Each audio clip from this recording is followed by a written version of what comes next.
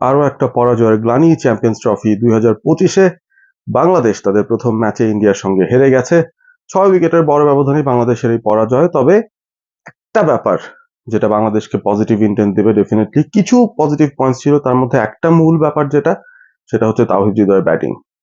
Bangladesh under-19 যে দলটা বিশ্বকাপ জিতেছিল সেই দলের সদস্য ছিলেন তাওহিদ হৃদয়, এবং তিনি আসলে যেই ধাঁচের ব্যাটিংটা করতেন ইভেন আন্ডার-19 লেভেলেও, ইন্টারন্যাশনাল ক্রিকেটে এসে তার এইরকম পরিবর্তন হবে সেটা কিন্তু অনেকেই ধারণা করতে পারেননি। খুব জলদি তিনি বাংলাদেশের হোয়াইট বল সেটআপের খুব অপ্রতিরোধ্য একজন ক্রিকেটার হয়ে যান, এবং এবারে চ্যাম্পিয়ন্স ট্রফিতে প্রথম ম্যাচেই তাওহিদ হৃদয় তার প্রথম সেঞ্চুরি তুলে নিয়েছেন ওডিআই ক্রিকেটে। ইন্ডিয়ার বিরুদ্ধে সেঞ্চুরিটা করা মোটেও সহজ ছিল না। দুবাইয়ের উইকেটটা দুর্বোধ্য একটা উইকেট ছিল। শুরু থেকেই বাংলাদেশ যখন উইকেটের পর উইকেট পড়ে যাচ্ছে, টপ অর্ডারের বেশিরভাগ ব্যাটারি যখন বিফল হয়েছেন, সফল হতে পারেননি একেবারে, ঠিক সেই সময়টায় হাল ধরতে নেমেছিলেন তাওহিদ হৃদয়।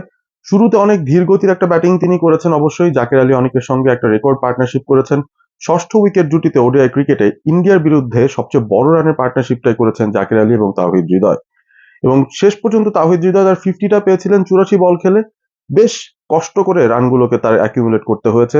পুরো ইনিংস যদি দেখি সেখানে দেখবো মাত্র 6টা 4 এবং 2টো ছক্কার মার রয়েছে, সুতরাং বাদবাকি রানগুলো কিন্তু সিঙ্গেলস ডাবলসে তাওহিদ হৃদয়কে নিতে হয়েছে। এবং বুদ্ধিদীপ্ত ব্যাটিংই করেছেন তিনি বলতে গেলে। পেসারদের বিরুদ্ধে হোক, স্পিনারদের বিরুদ্ধে হোক, তাওহিদ হৃদয় বুঝেছেন কখন ক্যালকুলেট করে শটগুলো খেলতে হবে, অর্থাৎ ঝুঁকিগুলো যে নিয়েছেন ক্যালকুলেটিভ রিস্ক থেকে নিয়েছেন।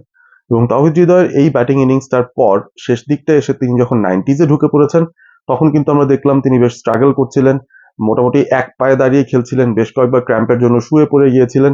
তারপরও কিন্তু শেষ পর্যন্ত তিনি টিকে গেছেন এবং শেষ ব্যাটার হিসেবে তিনি আউট হয়েছেন। বাংলাদেশ মাত্র 228 রান করেছিল ইন্ডিয়ার বিরুদ্ধে, তবে তার ভেতরেই 118 বল থেকে ঝকঝকে একটা সেঞ্চুরি তুলে নিয়েছেন তাওহিদ হৃদয়। ডেফিনেটলি বাংলাদেশকে তিনি গর্বিত করেছেন, এবং অন্তত একটা লজ্জাজনক অবস্থা থেকে টেনে তুলে 228 রানের মতো একটা স্কোরে বাংলাদেশকে নিতে পেরেছেন। তার পেছনে বড় একটা ভূমিকা তিনি রেখেছেন। যদি ব্রেকডাউন করি তার ইনিংসটা, প্রথম 50 যেটা বলছিলাম 84 বল থেকে তিনি করেছেন, পরবর্তী 50 কিন্তু মাত্র 34 বল থেকে এসছে। তার মধ্যে আবার শেষ কয়েকটা রান, 91 রান ক্রস করার পর থেকে শেষ কয়েকটা রান তিনি কষ্ট করে নিয়েছেন, কারণ ততক্ষণে তার পায়ে ক্র্যাম্পটা উঠে গেছে এবং তিনি ঠিকমতো দাঁড়িয়ে ব্যাটিংটা করতে পারছিলেন না।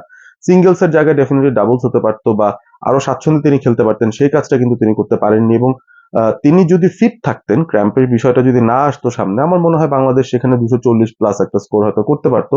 যদিও আমার মনে হয় না সেটা জয়ের জন্য যথেষ্ট, তবে তাওহিদ হৃদয় তিনি কিন্তু হৃদয় দিয়ে ব্যাটিংটা করেছেন, তার নিবেদনটা দেখেছেন বাংলাদেশ ক্রিকেট দলের জন্য এবং একটা দারুণ সেঞ্চুরি তুলে নিয়েছেন।